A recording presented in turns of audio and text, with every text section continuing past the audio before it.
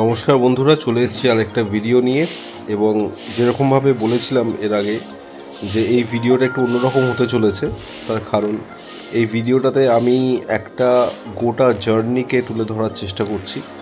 আমাদের band Cosmopolitan theory এবং আমরা যাচ্ছি নীলগিরি উড়িষ্যা, একটা আউটস্টেশন শো।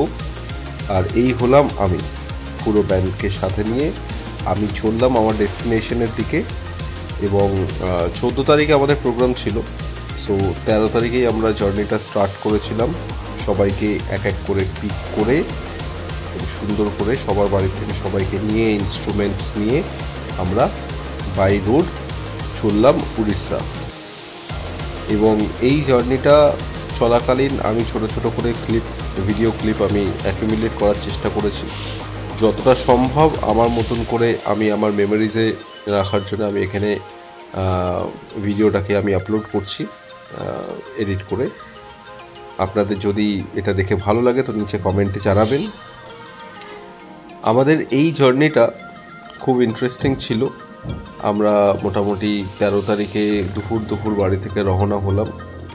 সবাইকে এক এক করে বাড়ি থেকে তুলে তারপর আমরা পৌঁছে গেলাম কোলাঘাট। কোলাঘাটের এই রেস্টুরেন্টটা কিন্তু আমার খুব ফেভারিট। দেখতেই পাচ্ছেন যে নিউ ঘোষ হোটেল। তো আমার নামও যেহেতু রণবীর ঘোষ, সো ঘোষে একটা আলাদাই ব্যাপার থাকে। এই হলো আমাদের গাড়ি, সবাই এক এক করে নামছে ইনস্ট্রুমেন্টস নিয়ে। আবার ইনস্ট্রুমেন্টসগুলো গাড়িতে রেখে আমরা এখানে একটু স্ন্যাকিং করার জন্য নেমেছিলাম। তখন হয়তো কটা বাজে, সন্ধে 7টা 7:30 মতন হয়তো বাজে, বা 7টা নাগাদ এরকম কিছু হবে, টাইমটা আমার ঠিক মনে নেই। এই হলো পিনাকি, আমাদের গিটারিস্ট।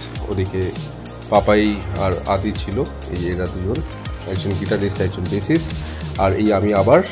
আর এই হলো আমাদের সুন্দর গাড়ি আর আমাদের ড্রাইভার দাদা বাবাইদা, খুবই জেন্টলম্যান।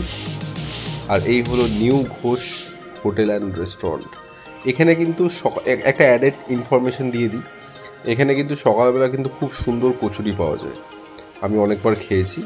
আর আমরা হোটেলের যিনি ওয়েটার ছিলেন তার থেকে আমরা মেনু কী আছে সেই সময় জিজ্ঞেস করে নিচ্ছিলাম, যাতে আমরা একটু কিছু মন পছন্দ মতন খাবার খেতে পারি। কিন্তু আমি একটু দুঃখ পেলাম, কারণ সকালবেলা যে কচুরিটা খেয়েছিলাম সেটা ওরা সন্ধেবেলা বানায় না। কিন্তু সকালবেলা যে কচুরির টেস্টটা ছিল সেটা কিন্তু অসাধারণ। যাই হোক, সেটা নিয়ে অন্য কোনো দিন আবার হবে। নিয়ে নিলাম গরম গরম চা। আর এই ঘোষ হোটেলে আমার কিন্তু খুব ফেভারিট খাবার আমি খেয়েছি। এই জায়গাটাতে আমি কিছু বলছিলাম নিশ্চয়ই আমার এই হোটেলটার ব্যাপারেই। কি বলছিলাম সেটা আমার এই মুহূর্তে মনে পড়ছে না, কারণ যেহেতু আমি ভয়েস ওভারটা আবার নতুন করে করছি। আর এই নিয়ে নিলাম আমরা আলুর পরোটার সাথে আচার, পেঁয়াজ। আমাদের ড্রাইভার দাদাও তাই নিল। আর পাপাই আর আদি ওরা নিল এগ চাউমিন। সো আমরা যেহেতু 4 জনেই ছিলাম, আমাদের ভোকালিস্ট আমাদের সাথে যাচ্ছে না, নাহলে আমরা টোটাল 5 জন হতাম। ও অলরেডি ওই ডেস্টিনেশনে পৌঁছে গেছে, আলাদা করে ও নিজের গাড়ি নিয়ে গেছে। তো যেহেতু ওই ইভেন্টটার মধ্যে অন্যভাবে ইনভলভ। তো এই হলো আলুর পরোটাটা খুব একটা ভালো বলবো না, আমার খুব একটা ভালো লাগেনি, আমি সেকেন্ড টাইম ট্রাই করতে চাই না। যাই হোক, তো আমরা খেয়ে দিয়ে রওনা দিলাম আমাদের ডেস্টিনেশনের পথে। তো যেটা বলছিলাম, বেসিক্যালি এই ইভেন্টটার ব্যাপারে একটু বলি এবার। বেসিক্যালি এই ইভেন্টটা হলো একটা বাইকার্স মিট, একটা বাইকার্সের যারা বিভিন্ন বাইক নিয়ে রাইড করে। এই কনসেপ্ট অনেকেই জানেন আপনারা, যে রাইড কাকে বলে, বা রাইড করে অনেকে রাইডার্স হয়, যারা বাইক নিয়ে একটা ডেস্টিনেশন থেকে আরেকটা ডেস্টিনেশন বাইক চালিয়ে যায় অনেক দূর। তো তাদের কিছু গ্রুপ থাকে। সো সেই গ্রুপ হলো দি রাইডার্স মিট, সেরকম একটা গ্রুপ। আর যাই হোক, ওটাতে আমি পরে আসছি। তো আমরা চলে এলাম আবার বেশ কিছুক্ষণ আমরা গাড়ি চালানোর পরে, আমরা অনেকটা জার্নি করার পর আমরা চলে এলাম আমাদের ডিনারটা করতে। তখন আমরা অলরেডি কিন্তু ভুবনেশ্বরে ঢুকে গেছি, মানে উড়িষ্যাতে ঢুকে গেছি, ভুবনেশ্বর না উড়িষ্যাতে ঢুকে গেছি। এবং আমরা রাত্রিবেলা খেয়ে নিচ্ছি রুটি আর তড়কা। দেখতেই পাচ্ছেন রুটি আর তড়কা। আমার কিন্তু তড়কা জিনিসটা খুব ফেভারিট। খুব একটা স্পাইসি ছিল না, ভালোই ছিল খাবার, খারাপ না, ডিনার হিসেবে ভালো ছিল। আমি আরও 2টো রুটি পরে এক্সট্রা নিয়েছিলাম। তড়কাটাও খারাপ করেনি, তবে কোয়ান্টিটিতে আমার একটু কম মনে হয়েছে। এটা হাফ প্লেট তড়কা 80 টাকা নিয়েছিল, হাফ প্লেট 80 টাকা আর ফুল প্লেট 160, তো আমরা হাফ প্লেট করেই নিয়েছিলাম আর কি। সো খাওয়া দাওয়ার পর একটুখানি আর কি ধূম্রপান যারা করছিল তারা করছিল, আমি করছিলাম না আর কি, আমি রেকর্ড করছিলাম ভিডিওটা। চারিদিকে একটু কুয়াশা, খুবই হেজি হয়ে গেছিলো, ঠিক করে মোবাইলটা ফোকাসও করতে পারছিল না, দেখতেই পাচ্ছেন। সো যাই হোক, তো যেটা বলছিলাম এই ইভেন্টটার ব্যাপারে, সেটাতে ফিরে আসি। সো যারা রাইডার্স হয় তাদের একটা ইভেন্ট হয়, এরকম একটা গ্রুপ আছে, যেই গ্রুপটার নাম হলো দ্য ম্যাভরিক ফোক, এবং তারাই এই ইভেন্টটা প্রত্যেক বছর অর্গানাইজ করে, ডি রাইডার্স মিট।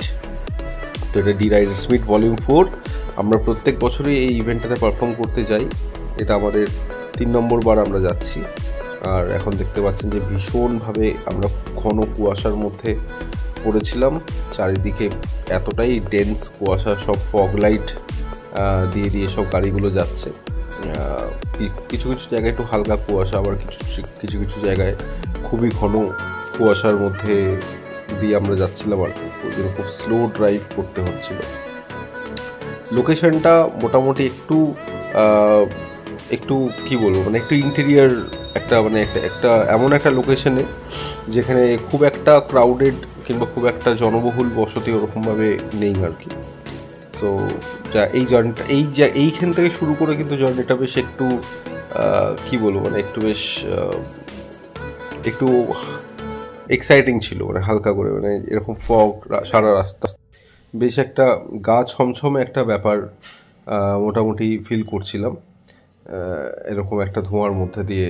তারপরে এই রাস্তাটা স্পেশালি, এই রাস্তাটা হলো মেন রোড থেকে যখন আমরা নেমে গেছি, তো ভেতরে একদম প্রত্যন্ত গ্রামের মধ্যে দিয়ে আমরা যাচ্ছিলাম, চারিদিকে কুয়াশা এবং একটা লোক নেই রাস্তায়, এবং আমরা আস্তে আস্তে আমাদের রিসর্টের দিকে যাচ্ছি।